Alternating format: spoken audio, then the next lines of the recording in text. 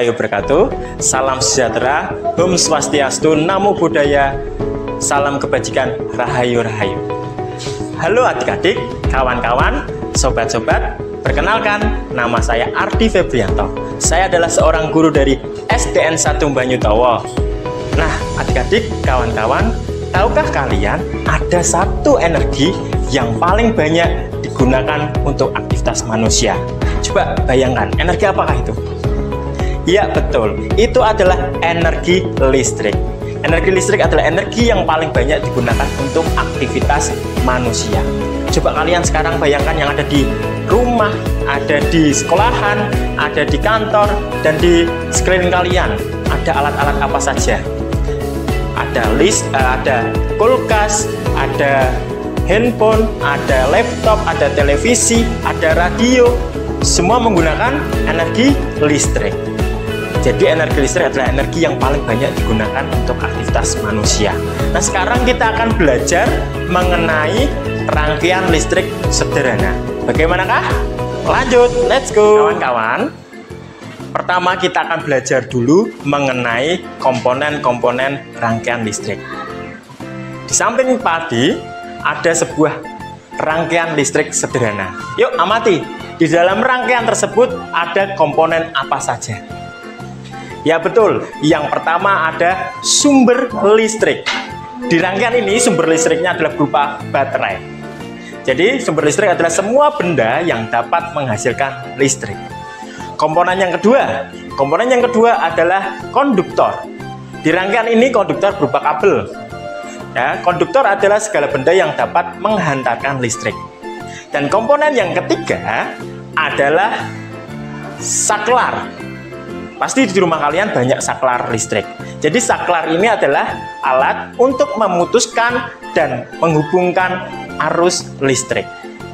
Dan yang keempat, ada benda atau alat listrik.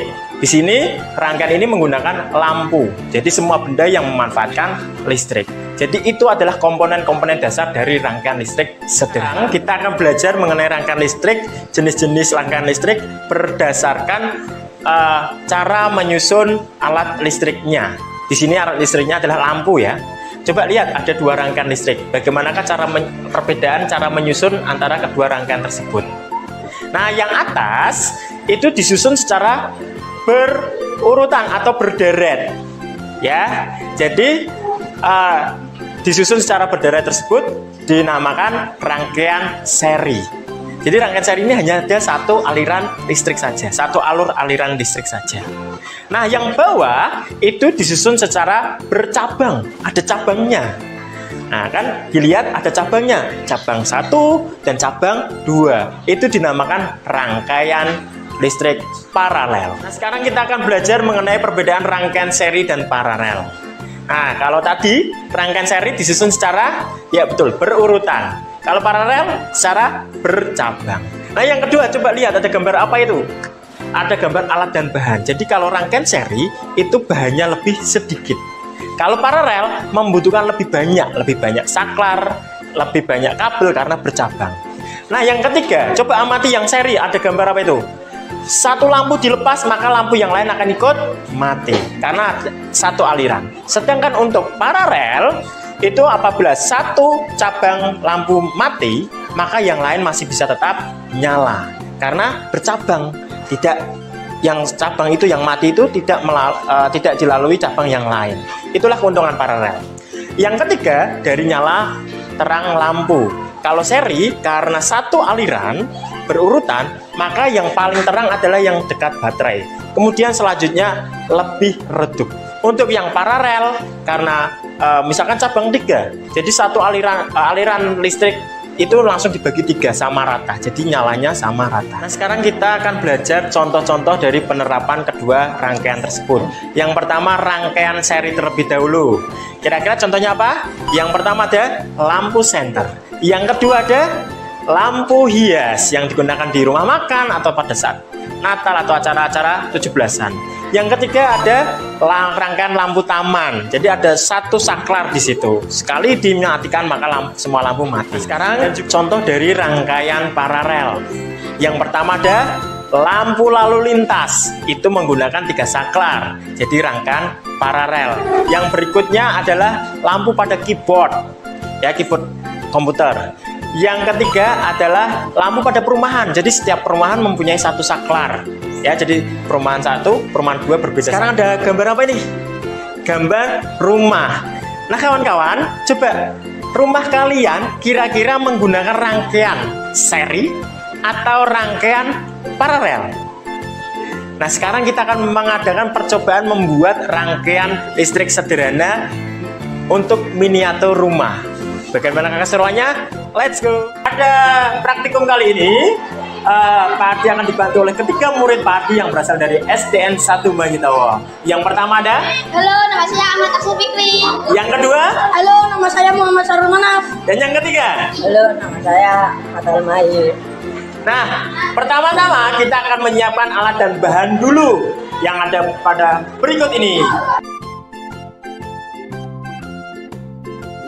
Kita pasang terlebih dahulu batu baterai sebagai sumber energi listrik, kemudian potongan-potongan kabel yang ujungnya sudah kita kupas kita pasangkan ke batu baterai tersebut. Kita buat menjadi 6 cabang. Cabang yang pertama kita kaitkan dengan saklar, kemudian kita kaitkan dengan lampu dapur, kita kaitkan dengan lampu kamar mandi.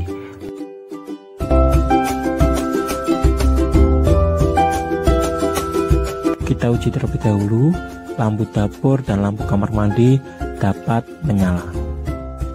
Lakukan langkah-langkah yang sama ke cabang kedua hingga cabang ke-6.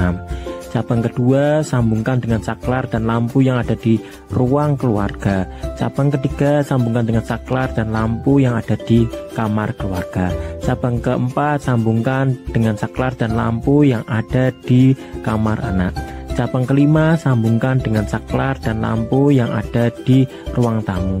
Cabang ke-6 sambungkan saklar dan lampu yang ada di teras.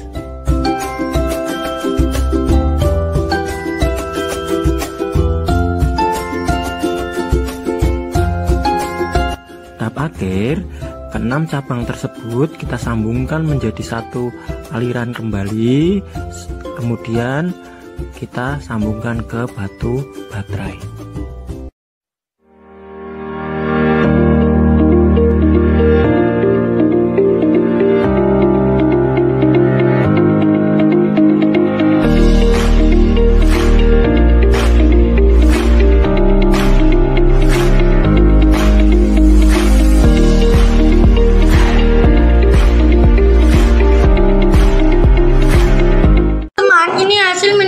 Rangkaian listrik miniatur rumah ini memiliki 6 cabang. Ini menggunakan rangkaian listrik campuran. Cabang pertama kita salurkan ke kamar mandi dan dapur. Ini menggunakan rangkaian listrik seri. Kita nyalakan 1 akan menyala 2. Soalnya ini lampunya 2. Kita lanjut ke cabang kedua. Cabang kedua ini menggunakan rangkaian listrik paralel. Ini salurkan ke ruang keluarga. Kita nyalakan 1 akan menyala 1. Lanjut ke cabang ketiga, kita salurkan ke ruang kamar keluarga. Kita nyalakan akan nyala 1. Ini menggunakan rangkaian paralel. Kita lanjut ke cabang keempat, ke kamar anak. Kita nyalakan akan nyala 1. Ini menggunakan paralel. Lanjut dengan cabang kelima. Cabang kelima menyalur ke ruang tamu. Kalau kita nyalakan nyala 1. Ini menggunakan rangkaian paralel. Nah, lanjut ke cabang ke-6. Cabang ke-6 ke teras. Ini menggunakan rangkaian seri dengan 2 lampu. Kalau kita nyalakan akan nyala semua. Demikianlah pembuatan rangkaian listrik sederhana miniatur rumah yang kami buat bersama. Nah, untuk teman-teman yang ada di rumah, boleh bereksperimen membuat rangkaian listrik model yang lain. Boleh lampu lalu lintas atau yang lain. Semoga ini dapat menjadi manfaat bagi kita semua. Terus berbagi, tetap semangat.